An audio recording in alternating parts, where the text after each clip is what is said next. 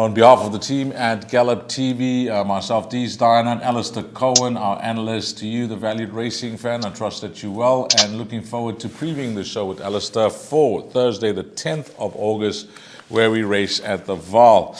It's a work riders maiden plate that will kick things off on this 9-race card. It's over 1,200 meters, and as always, let's give you the betting, proudly brought to you by Hollywoodbets, horses that are in single figures. Number 3 at 4-1. We got the first time, and number 6, Potato Salad, at 6-1. And then number 7 has been backed, opened up 7-10 on Hollywoodbets. That's shortened in 4-10. So the punters have said, we'll take the 7-10. That looks very generous against this type of field. And now 4-10. Well, Alistair Cohen, as I mentioned, on the line. And Ali, how's this card looking? How's the 9 races looking for this Thursday? Hello, Dees. Hello to all the viewers. It's obviously been a very quiet week, but things started warming up from Wednesday. As far as Joburg is concerned, I think winter's over. There might be one more cold snap, but a lot of the jerseys have thankfully been put away.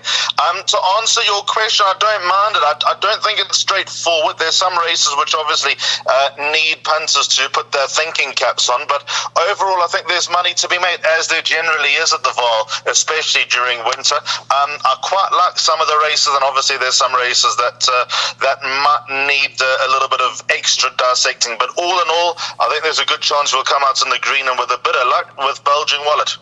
Well, in the first race, we got an odds-on shot to kick things off, and I just think that's because of the lack of opposition, barring the first-timer.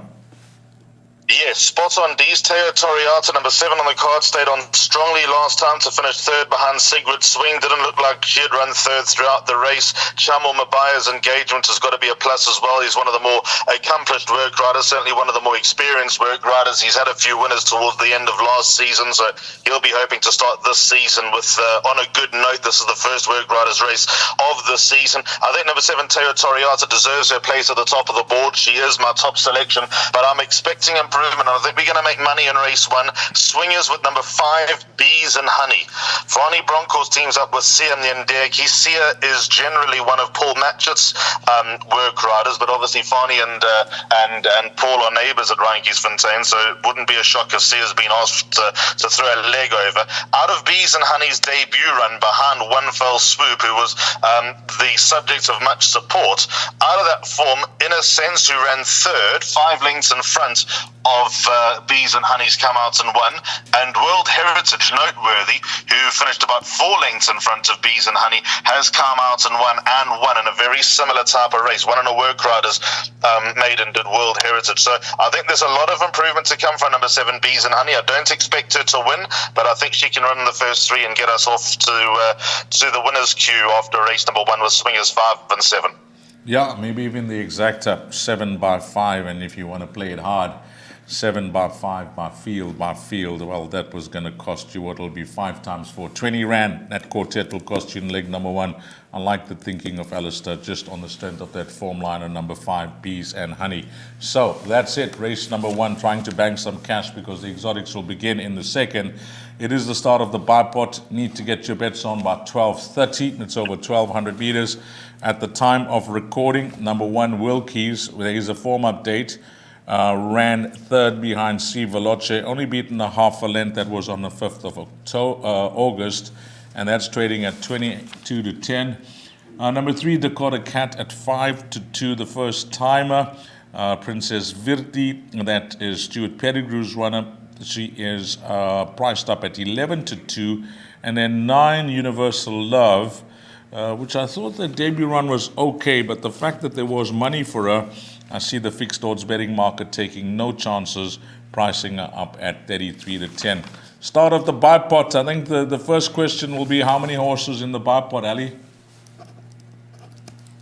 I think you'll need 3 here, Dees, if I'm honest. I don't think it's a straightforward start to the bipod. My suggested bet, by the way, is Jackpot 1. I was actually going to structure a pick 6, and I had a good look at the bipod, and then when I got to the to the jackpot races, I thought that that's probably the angle to take as far as the exotic of the day. I don't particularly like the start to the bipod, hence I'm kicking for touch. The form update for Wilkies, I think, is pleasing, having finished third on Saturday. She is by a long way the fittest horse in the race. She's banging at the door. She's going to get the job done one of these days. How will she go going back to 1,200 metres, though? Because a lot of her good recent work has been over 1,000. So I think there's still vulnerabilities with number 1 Wilkies, but I respect her chances. Number 3, Dakota Cat would have to go in because I like the fact that she drops to 1,200 metres. Over this distance, she ran just over 3 lengths behind Egyptian Mao. Egyptian Mao's obviously gone on to place at graded level. Last time out, she went to the front, and until the final 200 metres, she actually looked like she was going to be quite dangerous, but RV League's class and probably a factor of going a little bit too hard last time counted against number 3, Dakota Cat. So this might be a happy medium for her. Dennis Schwal's back on board for Querbisru. So I think number 3, Dakota Cat, probably represents the value in the race. And my third horse will be Princess Fritzy, number 8 on the card, the daughter of Flower Alley, although bred for further, and Stuart Pettigrew not one to ready them up first time out. She doesn't have to be too special to win this race, so I'd keep an eye on her. I'd expect her to be running on strongly and perhaps running on well enough to trouble those in front of her, so she'll go in. The reason why I've left out number 9, Universal Love, despite quite a few people liking her chances before she stepped out onto a racetrack, is, to me, even though she would have learnt a lot from that first run, she's crying for further. She's bred for further. Not much went right on debut, so yes, I think she'll kick on. I think she'll probably halve, or maybe even do better than halve that deficit to Sigrid Swing. But I still maintain that when she goes a mile plus, you might actually see something from number 9, Universal Love. So I'll pass her by, but this might be the last time I'll pass her by. Well, just by the sounds of Alistair Cohen, I think you can drop tickets here in the first leg of the bipod, so you need to get your numbers right, and maybe that dividend will start to grow after leg number 1. Race number 3 is at 1,300 hours. It's 1,200 meters. It's a maiden plate, and this is the start of the place accumulator. A lot of unknowns in the race. At the time of recording, none of them are in single figures being priced up in the fixed odds betting market, but I'll suggest keep an eye on the betting market come race day, come race time. Horses in single figures here. Just 2 of them, Alistair. Number 12, John Wick, who was expected to run well on debut, and he ran a good race considering Captain Wara won by over 4 lengths, maybe even close to 5 lengths. I think he won very easily that day. So John Wick is priced up at 11-2. And then number 13, King's Ransom, Candice Dawson's runner, is an 8-10 shot. And I don't know, first time out, I'm not going to say not fancied, because the horse did drift out from a starting price of 7-1 to 10-1. But nevertheless, that was a promising introduction by King's Ransom. He ran exactly as expected there, Dees. Candice did tell Connections, have a nice little place bet on King's Ransom. And with 400 metres left to go, the heart was pounding because he actually looked like he had wise acts on the ropes. Apparently he's kicked on at work. Gavin Larina's ridden both of Candice Dawson's runners in work during the week. He's pleased with how King's Ransom stepped up. He's a very unassuming son of Dan Platina, but he's a real try as a grinder. He does his work. He takes everything in his stride. It will be interesting to see where the draw pays up, because obviously we got John Wick, the biggest danger, drawn 2 stalls ahead. So I don't think we'll glean too much coming out of this race. Just take note of the false rail configuration down the straight. Basically, we're racing on what used to be known as the turf inside track, which traditionally favoured horses that were drawn low. But the last time the track was configured like that, the outside draws did well. So who knows what to expect. But by here, we probably, after this race, we'll probably have a good answer with the 2 fancied horses being drawn towards the outside. I have to tip number 13, King's Ransom, on top, because he obviously holds Kinshin, Shah and Royal Edition, who put up pleasing enough debuts, but they've got a few lengths to turn around. around. I think the right person to ask before this race will be Corne Spies, because he trains both Wise Act and Captain Warra, and asking Corne perhaps which ones or how much there is between Wise Act and Captain Warra. What I will say for Wise Act, the horse who beat King's Ransom, is that I don't see too many Corne Spies 2-year-olds looking underdone in the parade ring. This horse Wise Act's got a lot of scope to improve, so I'm going to take the punt that if King's Ransom can get within 2 lengths of Wise Act, and Wise Act I think is upwardly mobile, then that will serve him well. He's not a PA banker. 12 and 13 are my horses. It is a little bit of a cop-out with both of them, but I have to tip number 13, King's Ransom, on top. Yep, I'm in agreement. I like the 13 a lot. I tell you, if this was a furlong further, I'll say put the lights out, because I watched the debut run and that was a good performance. But nevertheless, 1200 meters, good point Alistair brings up about the draw and the configuration of the course. So we'll see what happens here in race number 2. But going safe with 12 and 13 and hoping to double up in the place accumulator. On to the pick 6, which is race number 4. This is over 1600 meters. It's a maiden plate for fillies and mares. At the time of recording, there are no scratchings. Horses that are in single figures will be number 2 at 4-1. Then we go on to number 5 at 3-1, 6 at 5-2, 7 at 18-10, and then it is double figures. The balance here in race number 4. Pick 6 time. I don't know about 18-10 for this favorite. That's the first thing that I'm going to disagree with. For my money, this horse called Mount Etna is too short in the betting, Alistair, at 18-10, because I expected it to be, much tighter than that. It is tight with these horses in single figures, 5-2, 3-1, 4-1, but at 18-10, that's too short for me as the favorite. Your thoughts? She was my knee-jerk reaction top choice. One of the reasons why I didn't go with the pick 6 was because of this race. Because when you're looking at the likes of number 2, She's a Clava, a 14-run maiden, and making a compelling case for her actually winning, you know you're in a touch of trouble. Because She's a Clava finished in front of Leonessa and Villa Samaya in the run to count your chances. And I'd like to believe that Leonessa and Villa Samaya, having run to White Pearl, Silver Sanctuary, My Soulmate, and Key Element, that their form lines are better than those of number 7, Mount Etna. But what I saw last time from Mount Etna was a horse who was running on strongly, crying out for a mile, even though the rest of the family don't go a step over 1200 meters. So that's a bit of a quandary. So I agree, 18-10, too short for number 7, Mount Etna in my book, but I'm still going to give her a vote of confidence, but with no confidence, if that makes any sense, only because of the way she stayed on last time from a hopeless position. She picked half the field off, but was she going past beaten horses? She probably was. So to the eye, number 7, Mount Etna, the top choice, but common sense tells me Mount Etna is vulnerable, as it does with you. But if she's vulnerable, as I said, you're looking at number 2, She's a Clava, 5, Leonessa, and 6, Villa Samaya. There's very little confidence I can give you about any of those. So if you can, go field and shot for something like Dame Colleen to win the first leg of the pick 6. If you're tight for budget, maybe include number 8, Gulona. Go with those 5 horses in your pick 6, because I think we can not necessarily go bankers for remaining legs, but you definitely don't need field in too many of the legs coming up. Okay, let's do it on a process of elimination. We got 10 runners. We'll play the rule. We'll go with 5 runners, which is half the field. We've spoken about the obvious, which is numbers 2, 5, 6, and 7. Now let's take a bold stance and just include one more runner to make the number 5. Which horse would it be? Undoubtedly number 8, Gulona. Okay, I like that.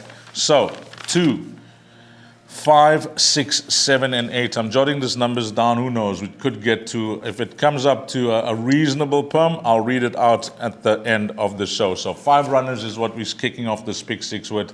And I just want to add to Alistair with number 5, Leonessa. He read out some of the names, and if you go earlier on to Guy Gibson, Soldier's Eye, Batula, there are some names there in that form line. So hopefully at 3-1, that could be the horse that they all have to beat, but no confidence coming through from both Alistair Cohen and myself there, race number 4. Race number 5, this is a maiden plate over 1,600 meters, and at the time of recording, number 6 is a scratching. We know that that was a winner.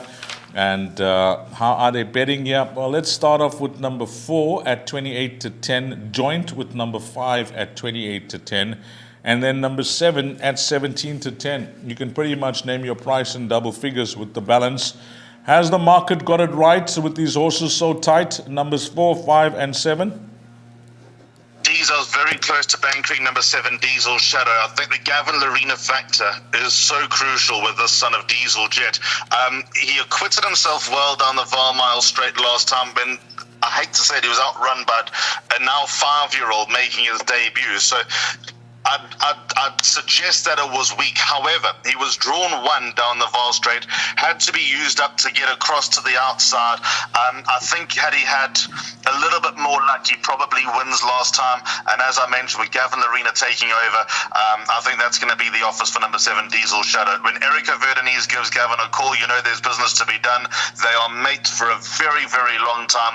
Erica makes no bones about the fact that when Gavin rides his horses that he expects something. So here we go. And I like the improvement he's shown throughout his career. Obviously, the first run came against a very classy horse who won to the exclusion of the others. When you actually look at hindsight, which is never wrong, he wasn't too far behind the second and third place horse. So I think give me another chance, 1 by 6 on that occasion. He finished 4th to Longsword second time out, probably still wet behind the ears, but still a nice run coming off a layoff. And then last time, even though weak form, I think that run is probably enough to carry him across the line.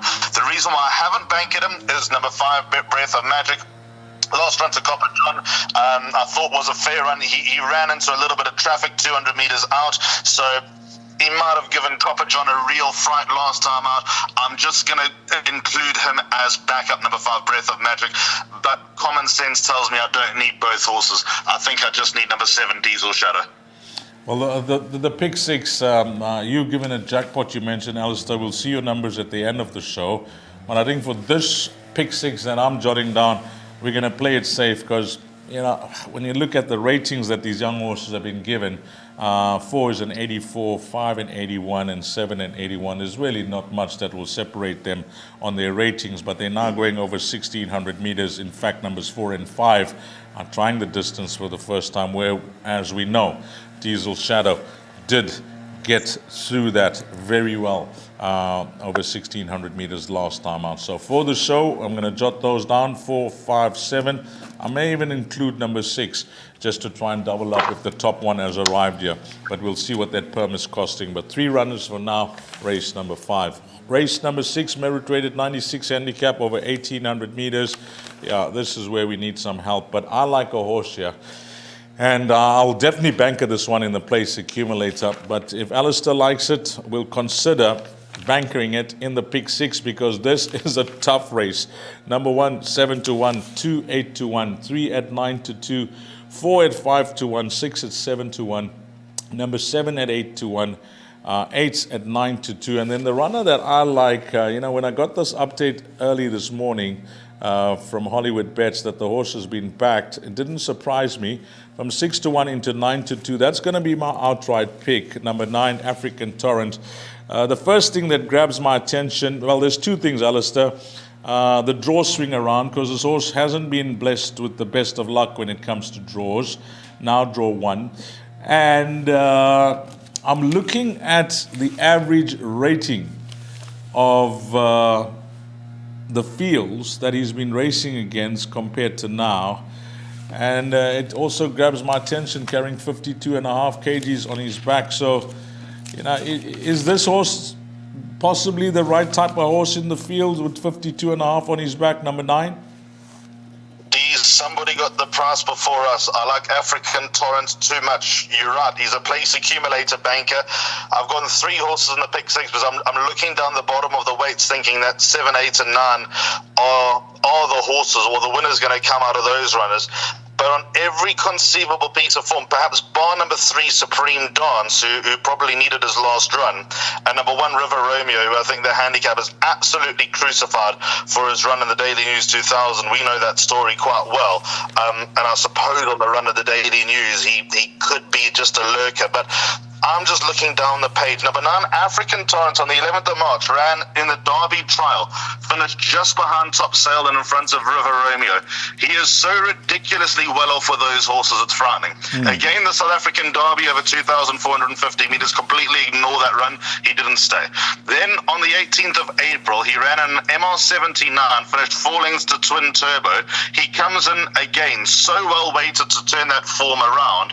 And as you mentioned, the last run from a bad draw in the middle stakes, he finished just behind Imperial Master and in front of the Cop, and he's got such a valuable swing at the weights. In fact, the swing at the weights he's got is so generous.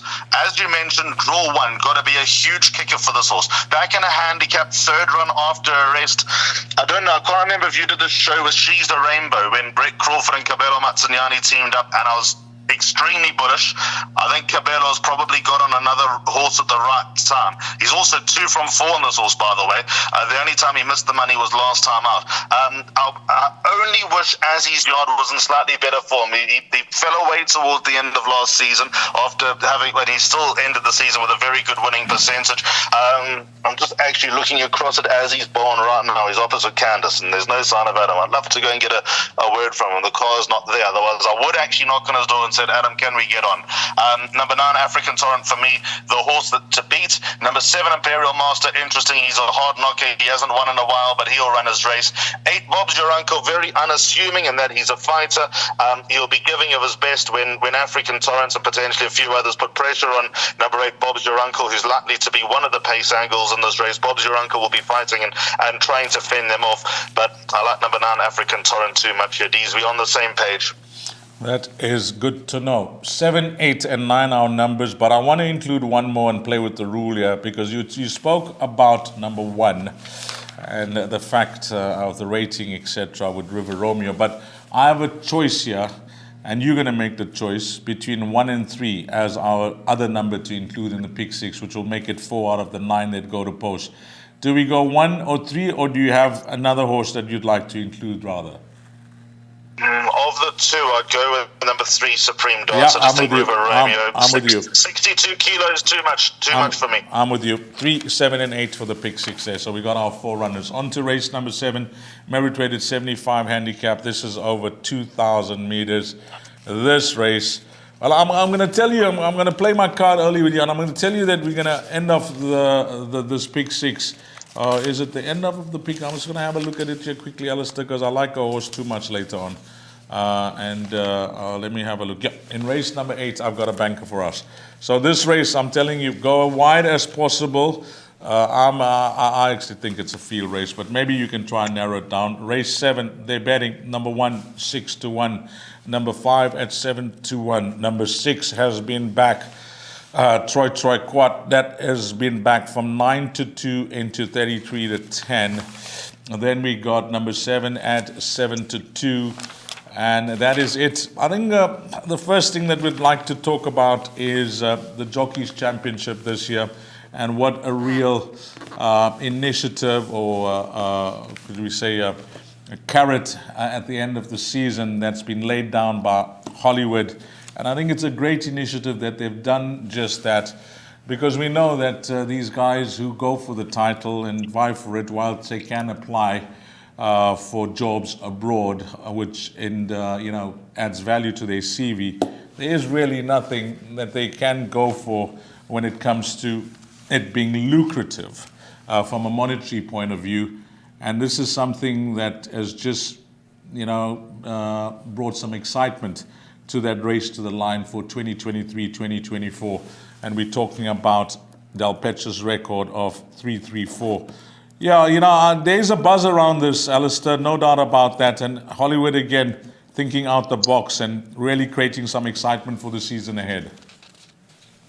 I remember just less than 10 years ago, they had a 250,000 Rand prize, and it was fought up between Anton Marcus and Gavin Lorena that season. And after the Hollywoodbets Durbanville, they were flying to Auckland. I remember turning up in Flamingo Park, and Anton Marcus was sitting on the bench outside the jockey room. Obviously, he was carded to ride, but it was one of those things that you don't believe until you see. And then Gavin came to ride. I remember we had breakfast at Wimpy in Kimberley, and we travelled down to PE together, all of us.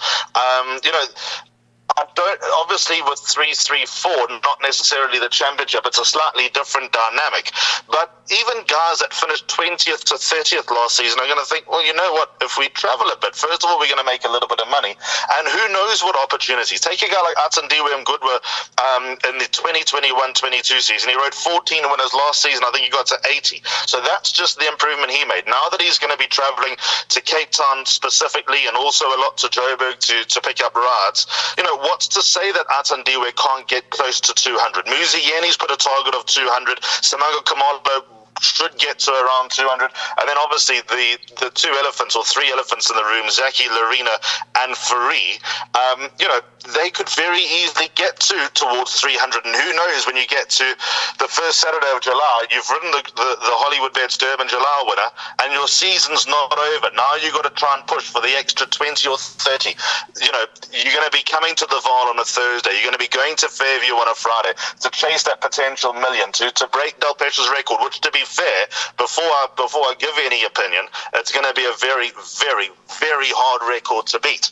I'll tell you what. You know, whilst we're chatting about this, I've got a firm stance on this for this season. What has happened now is that, you know, if you look at seasons gone by, there were just 2 or 3 guys that were really vying for it. So you know that they were on the plane almost on a daily basis, and they were going to these centers where they garnered support, and they've made alliances and relationships, and you know where they're going and who they're going to ride for, you know, predominantly before picking up from other stables. But now that this has been blown open as it is, a lot of these guys are jumping on planes. You can already see it, and traveling to other centers. So that is where I think, you know, it becomes even tougher, because it's no more going to be, you know, whilst Richard Fari has been priced up as the favorite to win the championship, I mean, this record now becomes very tough, because these other guys who are traveling are going to be used by these other trainers, and that's just going to cost you a few winners in different centers on a weekly basis. That's why it becomes so tough. Well, Craig Zaki is basically going to be riding every day. The fact that Gavin Lorena's already turned up in Durban 3 times this season, correct, I think tells you. We know that Muzi and Samanga are workaholics, and they're going to get on a plane every morning. Correct. And just going back to Lorena, I know that Lorena's setting up shop down. Not setting up shop, that's the wrong way. But I know that Gavin's forging a couple of relationships down in Cape Town as well. When he's going to start going to Cape Town, I don't know. But I know of 2 trainers down in the Western Cape who are going to be very, very keen to use them. Also, let's not forget a guy like Louis Mkotwa. If Louis either did Durban or Joburg more regularly, with the Crawford in Cape Town, Cotson support in Port Elizabeth, what's to say that Louis can't get into the conversation? He's a good, strong jockey. Might be a little bit heavy to do the 52s and to sort of maintain a balance in terms of weight, but, you know, he's a jockey in demand as well. But I think if we carry on with this conversation, we'll go way past the board. So let's not overcomplicate race number 7, because I know what you were getting at. My numbers in the jackpot are 1, 6, 7, 8, 9, and 12. When I initially looked at the race, I quite liked it, but the more I looked at it, the more complicated it gets. Yoma Sunshine, fresher for win, bad draw, but I respect his chances. Number 6, Twa Quat, or 3-3-4. That's obviously the subject of this conversation. Good win at Hollywoodbets Scottsville last time from a hopeless position. Can follow up first run in a handicap. 7, nothing else matters, just a confidence horse. When he wins, he'll win a few. I'm not going to let him run loose anytime soon. 8, Flag Bearer should never have won his penultimate start. That was over the wrong trip. Now going over a better trip. I'm hoping that he can do something.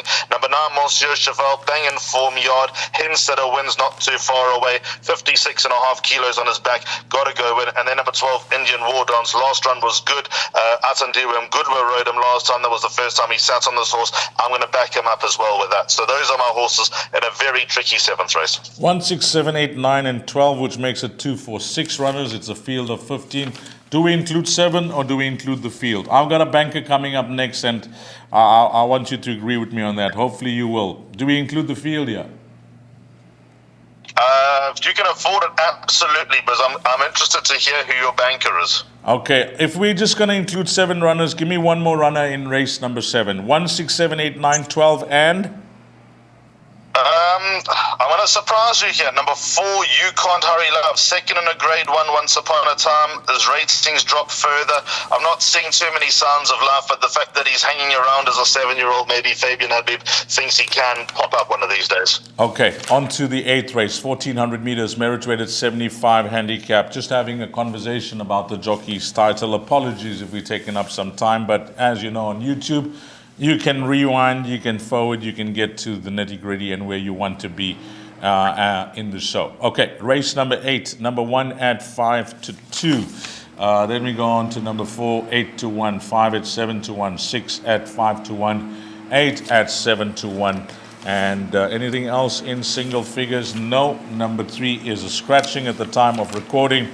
This is my banker, and it is number 1, Mini Coupe, Candace Dawson, Gavin Larena, who's been the subject of our conversation with regards to jockey title and traveling.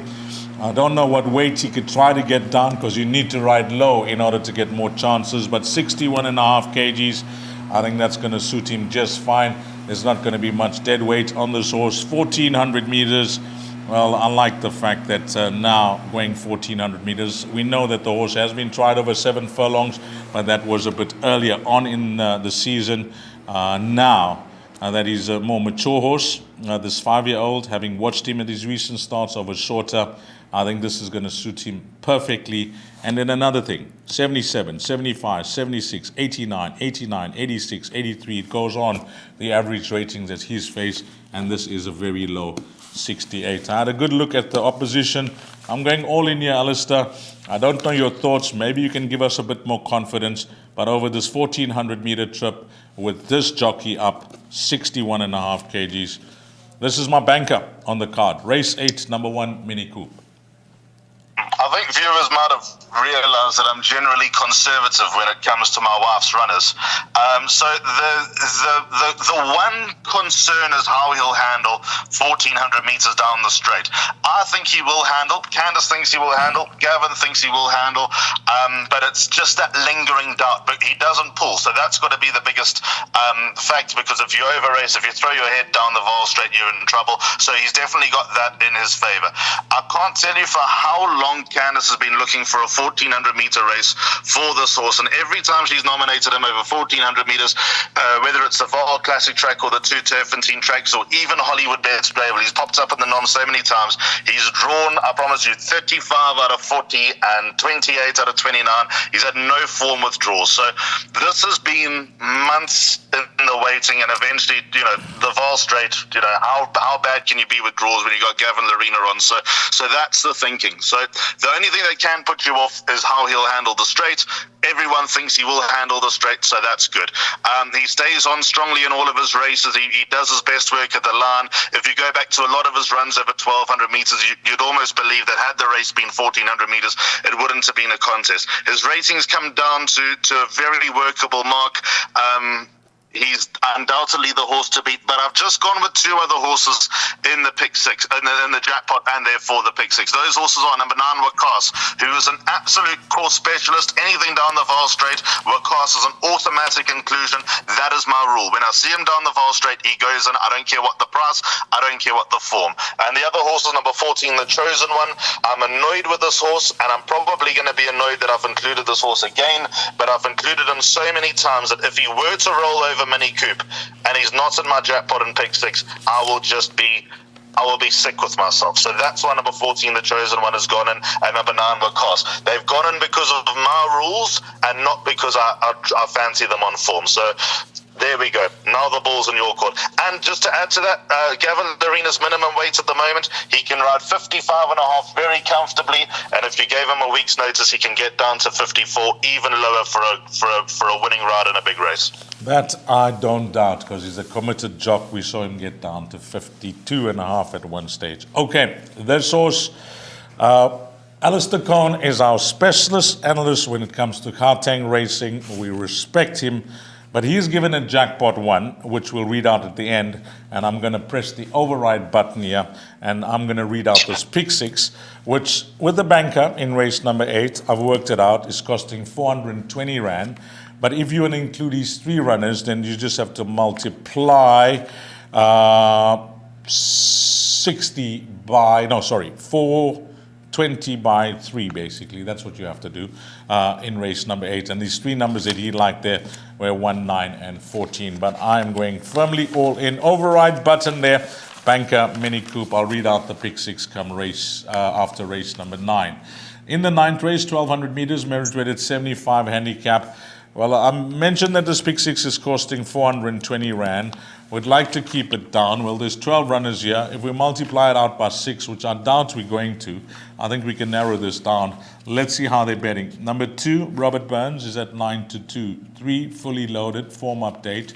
Ran 7th, a disappointing 7th, beaten 6 lengths behind Fort Lauderdale. That's at 8-1. Number 5, Little Miss Moneybags, is at 7-2.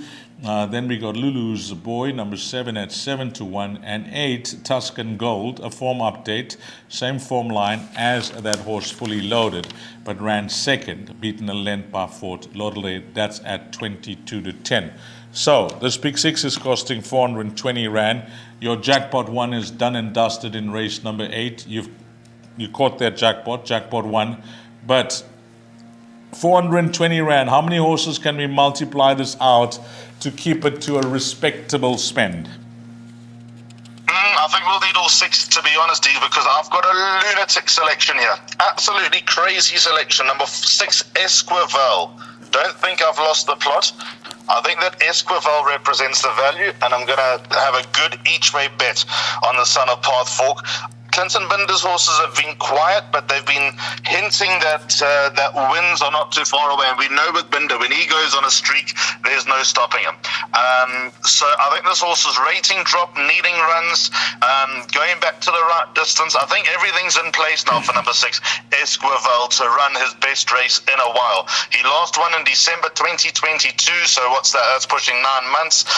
But the fact of the matter is, I saw something from him last time out that gives me hope that at a price, number 6, Esquivel is going to give us a good run for our money. So not suggesting put your head down if you win that first jackpot, and I'm not suggesting bank him in the pick 6. What I am suggesting, if you're having a good day, your day is going to get even better if you have an each-way bet on number 6, Esquivel. But to answer your question, the 6 horses, 3 fully loaded if he runs. I thought his run on Saturday was disappointing. I think he's better than that. He might be best at the Vaal, so I'll give him the benefit of the doubt. Number 4, Alabama Anna, I think, has to go in as well. Marco van Rensburg, Lucky Hudolakis team up. I think she's needed her runs back. I spoke to Craig Zaki after a penultimate start, and he was fairly happy with that run to She's a Rainbow, who obviously franked her form 2 runs later. Last time, I know this is back over 1,200 meters, but last time out, I'm not convinced everything went according to plan. There have been winners from that form. 5, Little Miss Moneybags, if she can make the step up to 1,200 meters on her last run, has to go in. The Warriors at Iron Sky ran an absolute stinker over the weekend, so that worries me. 7, Lulu's Boy, and 8, Tuscan Gold. Again, if they run, they've got to go in. So those are my 6 horses. I've left out number 2, Robert Burns, because I think 1,200 meters is too short for him, and number 12, Feather the Nest, hasn't won in nearly 500 days, so I've given up hope on number 12, Feather the Nest. So those are my 6 horses. I've just squeezed in with half the field. 3, 4, 5, 6, 7, and 8 on the line, 6 runners. If one of these horses or both of them don't go because of that form update on the 6th of August, numbers 3 and 8, just keep an eye on those. If one of them comes out, my suggestion is to include number 2, Robert Burns, as the substitute. If both of them come out, well, I think that you'll just be lowering your perm down to a much lower spend. But before we get to Alistair Cohen's jackpot, which is jackpot 1, I said I'll jot down the numbers and read them out to you. This is the pick 6 that was just done on impulse from the time we started race number 4. I thought it would be a good thing to possibly give you a guide. It's 2, 5, 6, 7, and 8, by 4, 5, 7, by 3, 7, 8, and 9, by 1, 4, 6, 7, 8, 9, and 12. by banker number 1, which is Mini Coupe. But if you're looking for the cover there, numbers 9 and 14 suggested by Alistair Cohen. But I just press the override button there to try and keep it down to a respectable spend. And then the last leg, 3, 4, 5, 6, 7, and 8. And that perm, 252 Rand, will give you 10%. And hopefully that arrives with Mini Coupe being the banker. Your jackpot, which is jackpot 1, Alistair? So, by the way, the last time we did a pick 6 spontaneously, we caught it. It never looked in doubt, so let's hope we can do it again. Sure. The jackpot one starts at 10 past 2 Ds, and that's race number 5 on the 9-race card. So 5 and 7 in the first leg. Breath of Magic and Diesel Shadow was very close to bankering number 7, Diesel Shadow. But 7, 8, and 9, Imperial Master, Bob's Your Uncle, very keen on African Torrent there. I'm now sort of thinking maybe to go field and race 7's the way to go. But anyway, my numbers that I initially found were 1, You're My Sunshine, 6, Twa Twa Quat, 7, Nothing Else Matters, 8, Flag Bearer, 9, Monsieur Cheval, and 12, Indian War Dance. And the final leg, very keen on number 1, Mini Coupe, but my rules with Wakas and the Chosen One have to be abided by, and my jackpots are 1, 9, and 14. I want to give the guys a double. I'm going to choose the 1 horse, which is the obvious horse for me, Mini Coupe, which will be your horse for the guys to possibly take a nice hard luck double on the day. Sure. Am I allowed to go a horse of place, D's? Yeah, you can. Esquivel, any price on the last race. So Mini Coupe, we'll have to wait a long time for it, but Mini Coupe race 8 onto Esquivel top 3. Wow. Imagine if Mini Coupe arrives and Esquivel wins and you'd say, I'm going 1 better. I'm taking the win double. That will be bombs to pick up in race number 9. Absolute pleasure. We've got a jackpot 1 from Alistair Cohen. We got a suggested guide to the pick 6, which was just done on the show. And thank you, Ali. Well, hopefully everything works out on Thursday. You know, I'm now all set to have a go, because it looks like a card that's... No, thank you, Deez. It's always a pleasure. I love doing the shows with you. Always good to get information out there. And yep, we'll chat on the other side. I hope it's a good one. Just before you leave, I heard the Springbok team the other day, and you know, the one omission is Pollard, and of course we know that we're going to sadly miss Lukanyam. Yeah, Deez, had you spoken to me, a month ago, I thought that we were good things in the World Cup. Those 2 players and Lut de Jager are massive losses. I'm nowhere near as keen as I was. What worries me through the Rugby Championship is that it looks like our squad has gone a little bit too long, so sort of 4 years too far, if that makes sense, with a lot of the guys, and I'm not too sure there's too much depth, quality depth coming through. So, I don't know. I'm worried about the Springboks, whereas a month ago I didn't want to know. Yeah, it is that way. It's a highly competitive. Just have a look at the draws and the teams you're playing, but it's always exciting. And as you know, well, our blood is green. Thanks to Alistair Cohen. Thanks to the entire team at Gallop TV. And for Alistair Cohen, myself, Deez Diana, and you have a blast. Find all the winners. Hopefully make a huge profit. And until you meet again, you take care. Salani Gashle.